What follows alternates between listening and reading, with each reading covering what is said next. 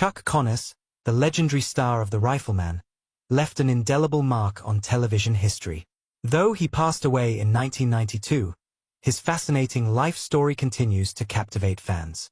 Beyond his on-screen persona, Connors' journey was filled with twists and turns, from his early days as an athlete to his unexpected Hollywood breakthrough, and even his surprising role in Cold War diplomacy. His legacy, however, was not without its scandals and personal struggles. From his tumultuous love life to the secrets he carried to his grave, Connors' story is as dramatic as the roles he played on screen. Early life and athletic beginnings. Born on April 10, 1921, as Kevin Joseph Aloysius Connors, he grew up in a working-class Irish immigrant family in Brooklyn, New York. His parents, Alan and Marcella Connors, worked tirelessly to provide for their children during the Great Depression. Despite financial hardships, young Chuck displayed a natural talent for sports, particularly baseball and basketball. His athletic prowess earned him a scholarship to Adelphi Academy, a prestigious private high school, where he honed his skills and set his sights on a professional sports career. Connors continued his education at Seton Hall University in New Jersey, where he excelled in both baseball and basketball.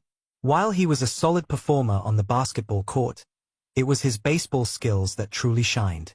In 1942, he made a name for himself by hitting 2 home runs in a standout game, catching the attention of Major League scouts. However, his promising sports career was soon interrupted by World War II.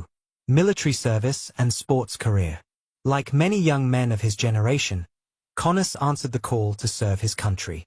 He enlisted in the U.S. Army in 1942 and was stationed at Fort Knox, Kentucky, where he served as a tank warfare instructor. Later, he transferred to West Point, where he coached Army sports teams and mentored future football stars. Even during his military service, Connors remained deeply involved in athletics, participating in various competitive sports leagues. After 3 years in the military, Connors was honorably discharged in 1946. Upon returning to civilian life, he pursued his sports dreams with renewed determination.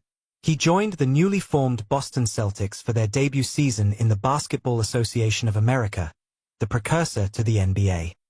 As a 6 feet 5 inches forward center, he played 49 games and averaged 4.5 points per game. However, his basketball career was short-lived, and he soon turned his attention back to baseball. In 1949, Connors achieved his dream of playing Major League Baseball when he joined the Brooklyn Dodgers. Unfortunately, his first game did not go as planned. He hit into a double play, contributing to the team's loss. Despite this setback, he persevered, continuing to play in the minor leagues for teams such as the Montreal Royals and the Chicago Cubs. His professional baseball career spanned several seasons, but his performance remained inconsistent. In 1951, he hit his first major league home run while playing for the Cubs, but his batting average hovered around .239. Though his sports career was respectable, Connors soon found himself on an entirely different path, one that would make him a household name. Hollywood calling. Connors' transition from athlete to actor happened almost by accident. In 1952, while playing for the minor league Los Angeles Angels, he hit a home run that caught the attention of an MGM casting director, Billy Gordon. Gordon was struck by Connors' tall, rugged appearance and suggested he try acting. Skeptical at first, Connors eventually decided to give Hollywood a shot. Within days of his screen test, he was offered a contract, setting him on the path to stardom. His first film role came in Pat and Mike, 1952, a romantic comedy starring Spencer Tracy and Katharine Hepburn. Though his role was minor, it was enough to get his foot in the door. Encouraged by Tracy himself to continue acting, Connors took on a string of supporting roles in films like Trouble Along the Way, 1953, with John Wayne and The Big Country, 1958, alongside Gregory Peck. He also appeared in Disney's Old Yeller, 1957, a film that helped solidify his reputation as a dependable character actor. While Connors was building his film career, he also found success on television.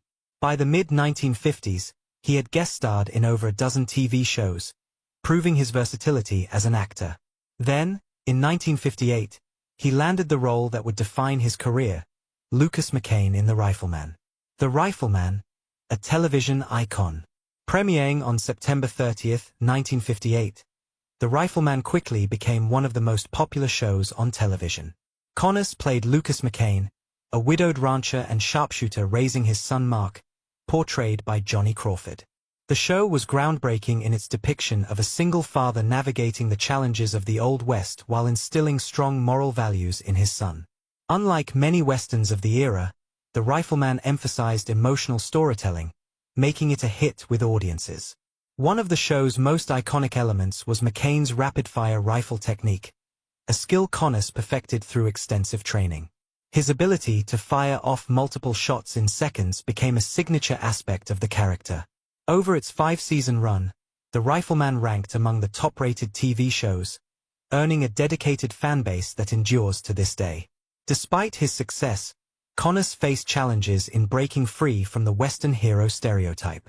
He turned down numerous roles in similar shows to avoid being typecast, but his association with The Rifleman made it difficult to secure diverse roles. Beyond The Rifleman. After The Rifleman ended in 1963, Connors sought out varied roles to prove his range as an actor. He starred in Arrest and Trial, 1963 to 1964, as a defense attorney and later played cavalry officer Jason McCord in Branded, 1965 to 1966. One of his most acclaimed performances came in the groundbreaking miniseries Roots, 1977, where he portrayed the cruel slave owner Tom Moore. The role showcased a darker side of his acting ability and earned him an Emmy nomination. Connors remained active in television and film throughout the 1970s and 1980s, though he never recaptured the same level of stardom he achieved with The Rifleman. He made guest appearances on shows like Murder, She Wrote, The Love Boat, and Fantasy Island while also working in action films such as Soylent Green, 1973. Personal life and scandals. Behind the scenes, Connors' personal life was far from picture perfect. He was married 3 times, and each marriage ended in divorce. His first marriage to Elizabeth Riddell produced 4 children but ultimately crumbled due to his demanding career. His second and third marriages to Camilla Davy and Faith Quabius were also short-lived. Connors was known for his romantic entanglements with Hollywood actresses, and rumors of affairs often surrounded him. His personal struggles, combined with his fight to break free from typecasting, took a toll on his later years. Unexpected role in Cold War diplomacy. One of the lesser-known aspects of Connors' life was his unexpected involvement in Cold War diplomacy. In the 1970s, he became friends with Soviet leader Leonid Brezhnev, who was a fan of The Rifleman. Connors was invited to Moscow, where he played a surprising role in U.S.-Soviet relations, using his celebrity status to foster goodwill between the two nations. His friendship with Brezhnev made headlines and demonstrated how pop culture could transcend political barriers. Legacy and death. Chuck Connors passed away on November 10, 1992, at the age of 71 from lung cancer. Despite his ups and downs, he left behind a legacy that continues to endure. The Rifleman remains a beloved classic, and his contributions to film, television, and even international diplomacy are remembered fondly. Connors' life was a testament to resilience, reinvention, and the power of perseverance. From the baseball diamond to Hollywood's biggest stages, he lived a life as captivating as any Western adventure. The life and career of Chuck Connors. In the later years of his career, Chuck Connors took on smaller roles in B-movies and television shows. One of his most well-known performances was in the 1979 horror film Tourist Trap, where he portrayed Mr. Slauson, the eerie owner of a museum filled with creepy dolls. Although the movie was not a success upon its initial release, it later gained a cult following. Connors also played unconventional roles, such as battling extraterrestrials in the low-budget sci-fi film The Day Time Ended, 1980. On television, he made guest appearances in popular series like Fantasy Island, The Love Boat, and Murder, She Wrote. From 1987 to 1988, he took on a darker role as the villain Yono Skorzeny in the horror action series Werewolf. Personal life and marriages. Chuck Connors' personal life was filled with love, heartbreak, and turmoil, much like the characters he portrayed. His first wife was Elizabeth Jane Riddell, known as Betty, a model from Montreal, Canada. The two met in 1948 while Chuck was playing baseball for the Montreal Royals. Coming from a wealthy family, Betty quickly fell in love with him, and they tied the knot on October 1, 1948. At the time, Connors was 27 years old and still figuring out his career path. They had 4 sons, Michael, Jeffrey, Stephen, and Kevin. At first, their marriage seemed perfect, but problems began to arise as Chuck's acting career took off, especially after he landed the lead role in The Rifleman in 1958. His long work hours and rumors of infidelity put a strain on their relationship. In 1961, Betty discovered he was having an affair with an actress from one of his film sets. Unable to tolerate the betrayal, she filed for divorce in 1962. Although they maintained a friendly public image, it was later revealed that Betty had threatened to expose his affairs unless he agreed to her divorce terms. Connor's second marriage was to actress Camilla Davey, whom he met on the set of Geronimo. They wed in 1963. Born in Mumbai, India, Camilla was of mixed Indian and British heritage. At a time when interracial relationships were rare in Hollywood, their marriage stood out. The two worked together on several films and TV shows, including Branded and Cowboy in Africa, and fans adored their chemistry both on and off screen. However, their relationship faced challenges. Chuck was reluctant to take on complex roles, believing that his rugged cowboy persona was his key to success, while Camilla had different ambitions. Their differing goals and Chuck's reputation for infidelity created tensions in their marriage. Though their passion was strong initially, their relationship deteriorated, leading to their divorce in 1972. Their last film together, The Proud and the Damned, mirrored the sadness of their failing relationship. Perhaps the most controversial of Connor's relationships was his third marriage to Faith Quabius, whom he met on the set of Soylent Green in 1973. Despite their 33-year age gap, they married in a small ceremony in Mexico on September 7, 1977. Connors, who was 56 at the time, joked that since they acted like a married couple on screen, they decided to make it official. However, their union was short-lived, lasting only 3 years before ending in divorce in 1980. Faith later claimed that Connors was verbally abusive and blamed his drinking for his behavior, which he denied. Regardless, the allegations damaged his reputation. Scandals and controversies. Throughout his life, Connors was frequently the subject of gossip regarding his extramarital affairs and tumultuous relationships. Even during his first marriage, rumors of his unfaithfulness followed him. One woman claimed she had a long-term affair with Connors in the 1960s and that he fathered her child, though this was never proven. His flirtatious nature was well known in Hollywood, with actress Joan Crawford once remarking that while Connors could charm anyone, he struggled to maintain relationships. Some actresses even refused to work with him due to his reputation, which negatively impacted his career. One of the biggest scandals of his life occurred in 1975 when Connors was allegedly caught in a compromising situation with a young male actor at a party. Although the incident was kept quiet, it reportedly cost him a major film role.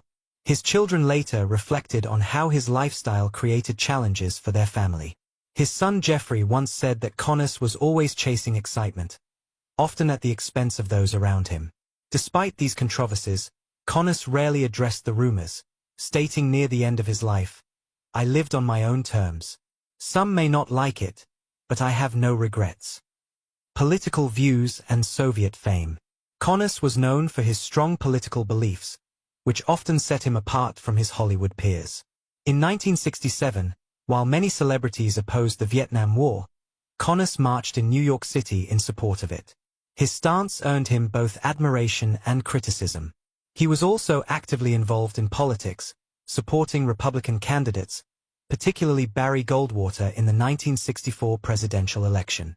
He was so passionate about his beliefs that he was even encouraged to run for Congress in 1972, but he chose to continue acting instead.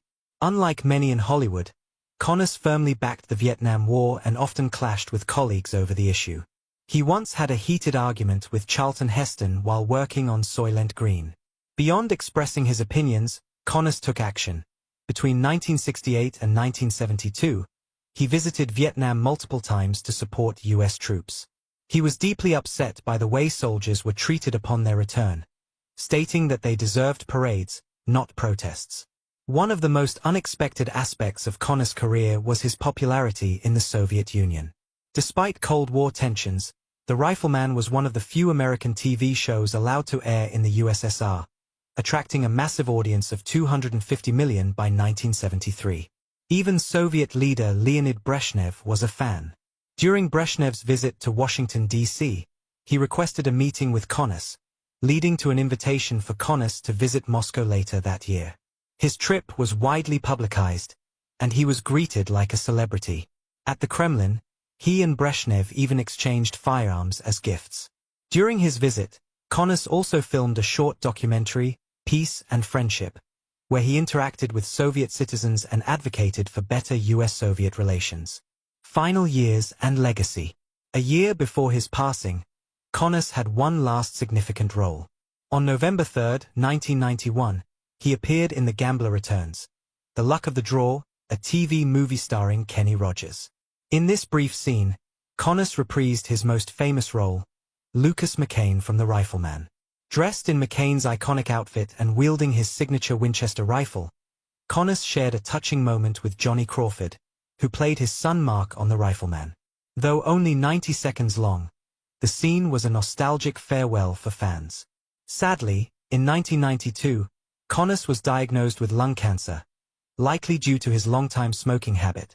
He reportedly smoked up to 3 packs a day. Initially, he kept his illness private, but by October of that year, his health had significantly declined. On October 28, he was admitted to Cedars-Sinai Medical Center in Los Angeles due to complications from asthma, which worsened his condition. After 13 days in the hospital, Connors passed away on November 10, 1992, at the age of 71. His death was met with an outpouring of tributes from fans, co-stars, and athletes who admired him. Though his life was filled with controversy, Connors left a lasting mark in Hollywood and sports. The Rifleman remains beloved and continues to air on television, shaping the portrayal of single fathers on screen. Connors also made history as one of only 13 athletes to have played in both Major League Baseball, MLB, and the National Basketball Association, NBA. Even in sports, he left his mark. He famously shattered a backboard during a Celtics game in 1946, becoming part of basketball history. Chuck Connors was a complex and fascinating figure, known for his rugged screen presence, controversial personal life, and unwavering political convictions. His legacy endures in film, television, and sports history.